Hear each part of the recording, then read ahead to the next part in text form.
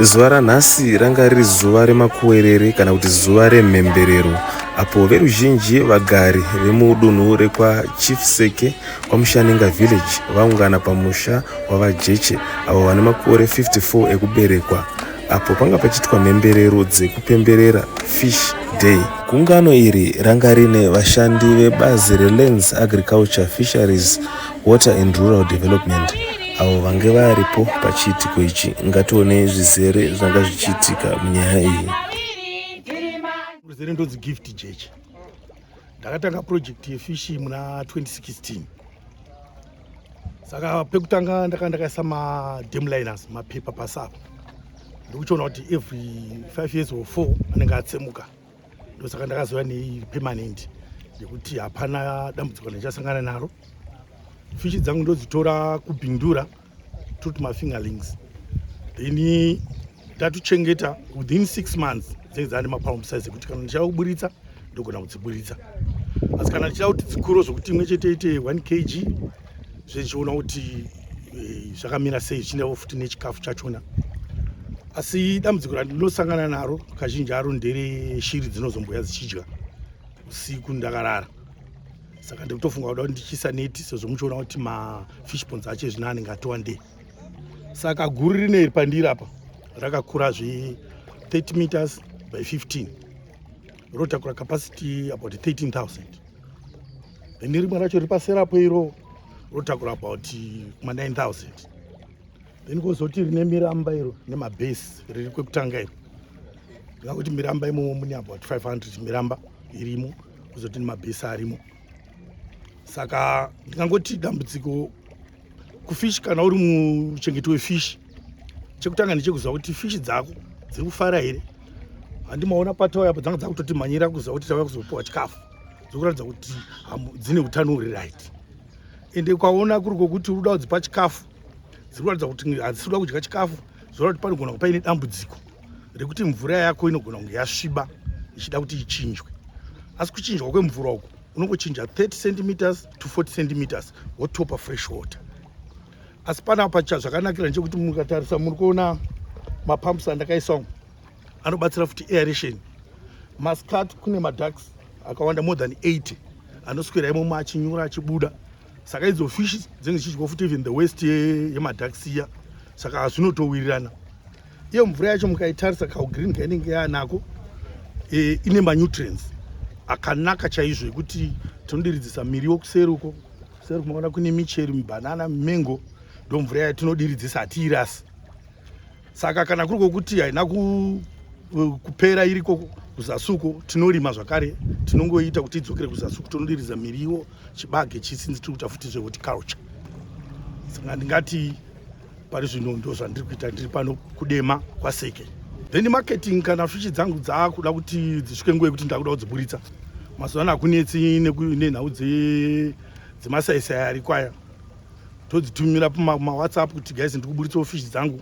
Asi ndine vanoita zvemarestaurants again vanouya, pane maChina vanouya, tine dzimwe hama dzedu futi dzinouya, tine mabucha shamwari dzangu vanongouyawo futi vachitora tongowirirana pamakgs edu, ivo vachitengesa ubva ngonipo mari yangu. Handina hangu dambudziko nezvakawanda. Munodziburitsa nguva imwe chete here batches? Right, kana kuri kwokuti dzakawandisa zviyazvi dzinogona kubuda in batches. Asi pandenge ndadzibroadcasta kuti ndiri kuburitsa fish, uwandu hwevanhu vanouya hunoratidza kuti dzobuda dzese here kana kuti dzosara dzimwe. Asi kazhinji handina dambudziko rekuti dzinosara, nekuti ndogona kutosara musi wacho ndisinogara neyekutodya, especially last time yandakaburitsa. How much are you selling them for per kg? Per kg yes, ndiri kuita $4.50. In the bucket? Paketi ringe chinda kuti raita makgs mangani because ndine scale futi zvakare pano. Chikafu notanga paudiko hwadzona paunopa starter yaso zvamunoita mabreya kusvika kuzopa grower inoflota yekuti tikadzikandira munoona dziri kujamba dzichidya. Asi ichocho chobva kuprofits because kuna vamwe vanoti toita chikafu chefish aiwa vachisongotora kuna vanhu vaya vanenge vakangozanganisa waste yehuku vachiti ndo chikafu chefish. Handizvo. Imi muchitanga project makanga muri kuziva here pamusoro pekuchengetedzwa kwehove kana kuti pane vakatokupai ruzivo? Ndingangoti kwandakakurira pane fish pond yave iri private yevarungu vaitora mvura munasa vachengeta fishi dzavo ipapo. Saka ndakakura ndiri ngozvifarira zvaitwa ikoko. Saka pazoya icho chirongwa chekuti ngatichengetei fishi hazvina kunditorera nguva nekuti ndakagara ndichitozviona ndakagara ndichitozvidawo futi. Tikati kana muchimakuwa hove dzenyu mapondi ese enyaya aya anokudisirai mari yakawanda zvakadini? Ndikangoti panera ndakatanga kuburitsa ndakawana about 26,000 pane rino riri panapa. 26,000 USD. Yeah. Then tingati zvii zvamakangati makabata kana chamakatenga chihombe kuburidza nebhizinesi iri nekukurudzira Mwari. Right, chandakatenga mukatarisa katraki kari papo kebrown ako kamahindi kako ndakakatenga kubva kutengesa fish kuitira kuti vamwe vanogona kuita delivery fish dzenyisa hatina chekudhirivharisa. Saka inini inondibatsira mota yetraki yekuti ndimhanye ndichita bhizinesi rangu. Ndakatanga muna 2016. Imi muri mucommunity zvino muri kurima idzodzi hove, muri kubatsirawo sei vanhu vari mucommunity vari kuda kuitawo sezvamuri kuita? Ndingangoti muno sofa mane 4 vari kuuya vachitorawo manotsi tichiudzana kuti dzinotanga so fish zvinofamba so, hapana chakaipa. Ende even yecommunity yedu tine machemberi edu ari muno. Mumwe musi ndikaona kuti chemberi dzangu dziri kudawo kumbodya nefish ndinovapa zvorauro chaizvo kuti mboraurai 30 minutes idzi dzamabata idzodzo muri kuenda nadzo kumba hamuna zvamunobhadhara. Muno maseke mune dambudziko rembavha, hamusangana nembavha here dzinoda kubudirai? Iro ndingangoti ndo rimwe dambudziko, asi pano patichatendera muchaona tine security yedu yembwa dziri pano. Inini wachonawo futi muri kuona jurahoro ratakaisa riri maglass pamusoro. Ende even panapa ndakatenderwawo nehurumende kuti ndinge ndichiprotectawo property yangu. Saka mbavha dzinoudzana kuti uko musaende kazhinji kachona. Saka dambudziko iro pana hangu handina. Lastly, kurudziro yamukapa kune vamwe varimi? Kuna vamwe varimi ndiri kuti tisarambe takagara. Patinozoona kuti zvinhu zvabudirira hazvingotangi zvakangonaka, asi tinoramba tichishingirira kuti zvinhu zvinge zvichiita.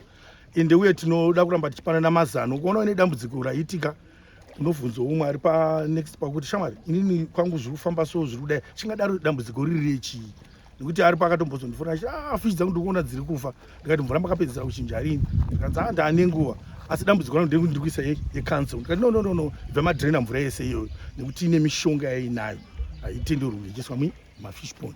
Tingade mumabhoho kana emurwizi ndo inoita kuti zvifambe zvakanaka. Besides fish farming taona pano mune zvimwe zvamuri kurima zvekare. Taona mune maducks, mune maroadrunner, mune hanga. Market yakamira sei? Right, tine kunobikwa zvinana traditionals. Ukaenda mutaundi kunana gava, kunana kapoto, kunana chii, vanototipa maorder. Zvekuti pamwe wacho anogona kutosvika manje vanotipa maorder kuti ndiri kudawo maroadrunner 30, ndiri kudawo maducks akati. Asi maducks kazhinji ndakaona anenge ane demand awo kuti kune timu rekunana machina. Ndanzwa muchitaura nyaya yekuti munotengesa hove idzi kwakasiyana siyana. Pastorage apa musati dzaenda kumarket muri kudzisitowa sei, nekuti tinoona panomboitika dambudziko remagetsi munodzisitowa sei? Ini kana ndakuburitsa fish handimbodi kuti dzigare pana. Kana ndatongowana response yekuti vanhu vari kuuya kuzotora fish, timu rangu remabhuchara tiri kuuya kuzotora fish, kungotora neti yedu tobva tabata toererana vobva vatongoenda ipapo. Zvekuti kuna naHarare unotongosvika dziri mhenyu mozonovhurirawo zvenyu mahambiriko. The biggest kg yamaproducer panapa ichi? I think around 60 kgs was the last time dzandakawabvisa muno. Isusu ndambudzwa paya ndichitaura kuti varimi vedu vehove muno Museke district maamati 700 ne137 maponzi, asi tichitarisa zvedu Machi Central West tafamba Machi East 2023-2024 taiva ne285 mafamasi, asi patakaita kaunti yedu yataita apa iyi tiri pa524. Saka in 1 year we've doubled the number of farmers until now. Asi ndokuda kuti namba iyi handiti 2025 2027 ngatidabhulei futi namba tinoibata here maadvisors target tinoibata here unoda kuti wedzere kamushana pamusoro tinozotaura ndofunga ndichabuda kuti ndibate muchidumbu. Pane zvakawanda zvanachidhunka patanga chitaura paya. Chimwe chezvimwe zvacho ndechekuti department iri hatikana kuchikuteredza handiti rani 4 years asi 4 years imomo ndofunga tine zvakawanda zvatabata. Mukangoda kuziva kuti kumashure uku zvinhu zvaiitika sei 2021 paripo pakazonzika paitwa department reruwa. Isusu tiri vanhu vakakomborerwa semazimbabwesi. Ndoda kuti nditaure tatendereka kwakawanda nyika dzakawanda. Tine zvakawanda zvekudya handiti, tine huku, tine mbudzi, tine zvinhu zvakawanda. Saka nzara chaiyo chaiyo tinogona kuita asi hatina nzara yakafanana nedzimwe nyika. Saka tine variety yenyama. Tingangoti 2015 vangane vainyanya kudya hondo sekudyiwa takuita izvi vashoma handiti. Saka tanga tisina ukushwa hwatainge tiinawo kunhau dzehuku. And yet tichitarisa Zimbabwe tine more than 10,600 dams, madhamu emvura 10,600. Mune hove dzatisiri kudya. Saka zvakaonekwa zvakakodzera izvozvo nemukuru wenyika kuti ngativei nebazi rinotarisa nhau dzehove. Dzatarisa nhau dzehove idzodzo zvimwe zvimwe zvakare zvinogara mumvura, kune makari handiti, koita chimwe futi nezvimwe futi nempunga zvese izvo. Saka ndizvo zvinongorwa nedepartment.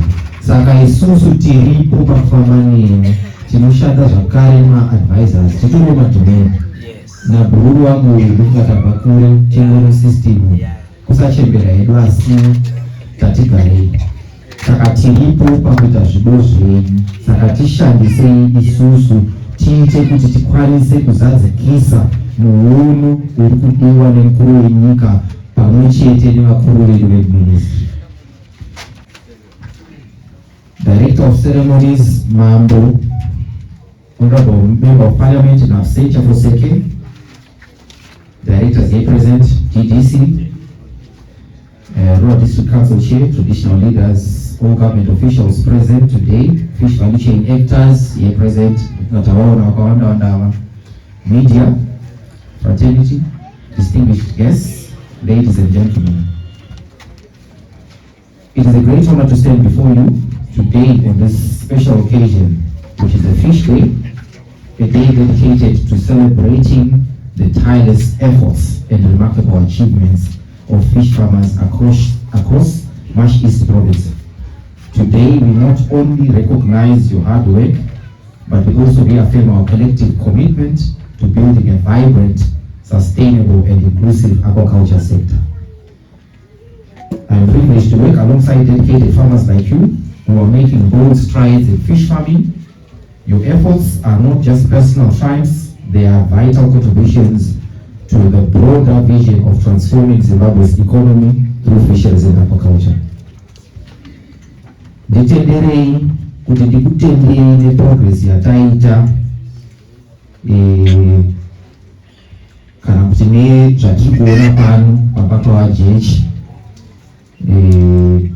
vanova vari kumaneja mapond 3, maviri acho ane magwaya, rechitatu rakasanganiswa magwaya nemurambo. These fish nurtured over the past 6 months and sourced from reputable breeders are thriving. Ndokatazvionera tese, mune hove hombe, mune hove dziri kuratidza upenyu, hanje ndizvozvo, saka dziri kuthrive.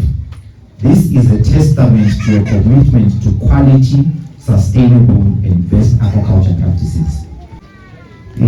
Kune lack of protective fencing kuchengetedzwa kwaikwata kwambotaurwa kuya, which comprise water quality and fish survival amongst other challenges.